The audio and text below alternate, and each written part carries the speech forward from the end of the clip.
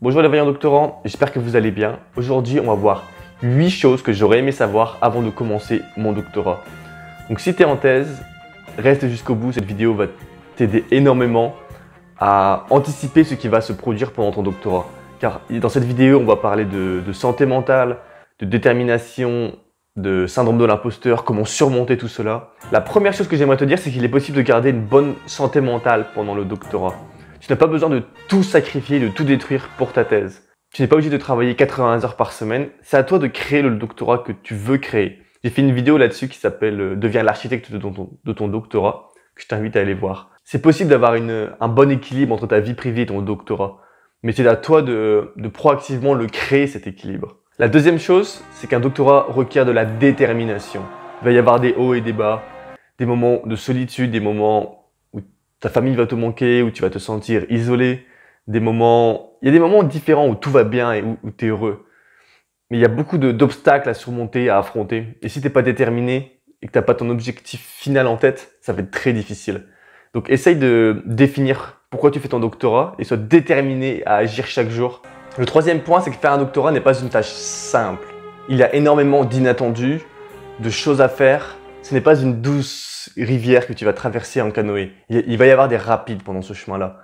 Car tu as énormément de tâches à faire. Il y a énormément d'inattendus, de choses que tu ne pouvais même pas imaginer qui vont se produire. Tu vas avoir des retards sur des choses qui te semblent rapides, mais en fait, ça va prendre du temps parce il te faut des accords de si ou de différentes personnes et ça prend encore plus de temps et encore et encore. Le troisième point, c'est que tu dois être prêt à être un apprenti. Lorsque tu commences ton doctorat, il y a énormément de choses que tu ne sais pas. Et tu dois accepter cette ignorance et la révéler. Dire à tout le monde, oui, je ne sais pas et je veux apprendre.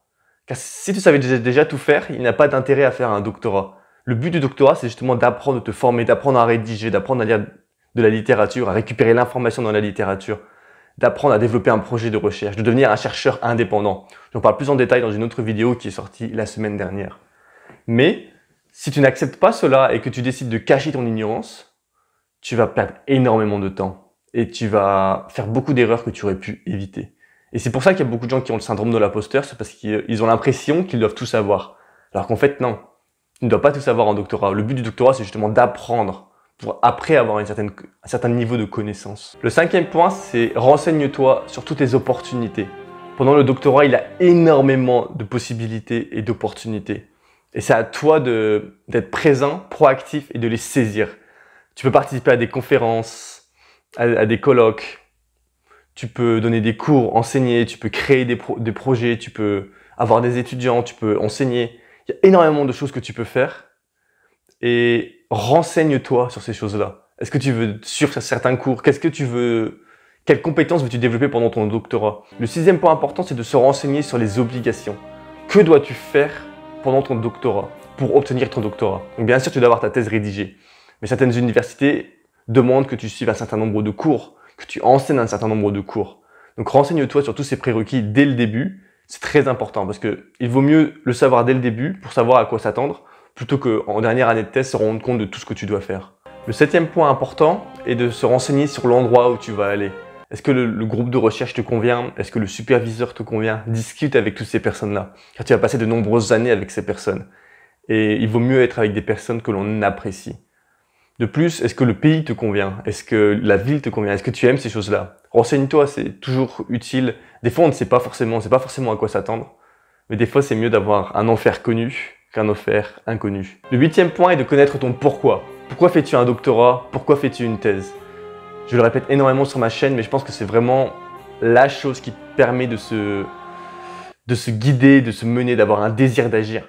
Si tu sais pourquoi tu veux faire quelque chose, tu vas trouver les solutions pour le faire. Bien sûr, c'est pas toujours facile de comprendre pourquoi on fait certaines choses. Et t'es pas obligé de toujours tout de suite comprendre, mais garde en tête, garde dans un coin de ta tête cette question, pourquoi est-ce que je fais ma thèse? Et essaye d'y répondre, essaye de comprendre qu'est-ce qui te plaît. Est-ce que c'est faire de la recherche qui te plaît? Est-ce que c'était juste la suite logique de ton parcours? Mais du coup, qu'est-ce que tu aimes dans ce parcours? Prends le temps d'élaborer une réponse. T'es pas obligé de donner une réponse là tout de suite, parce que ça requiert de comprendre qui on est. Et c'est très très difficile. Ça prend des semaines, des mois, des années, ça prend une vie à comprendre qui nous sommes. Le neuvième point, c'est que le processus de publication prend énormément de temps. Publier prend du temps. Tu vas passer un temps énorme à rédiger ton article, tu vas passer énormément de temps à le peaufiner, à le rendre beau, puis tu vas le soumettre et ça va prendre 6 mois pour avoir une réponse. Et après 6 mois, ils vont te dire rejeté, refusé. Et après, tu vas devoir soumettre à un autre journal, donc tu dois à nouveau réadapter tes informations, etc., ton article. Puis après, tu le resoumets. Et supposons qu'ils disent oui, ils vont avoir des questions, donc il va falloir le réadapter, etc. Donc publier un article, dans certains cas, ça peut prendre quelques mois. Dans d'autres cas, ça peut prendre quelques années. Donc sois prêt et sois au courant. C'est important de le savoir que ça prend du temps. Et toi, qu'aurais-tu aimé savoir avant de commencer ton doctorat? Voilà, c'est la fin de la vidéo. J'espère qu'elle t'a plu. Si oui, commente, donne un like. C'est super pour le référencement. Et moi, je te dis à la semaine prochaine. Ciao.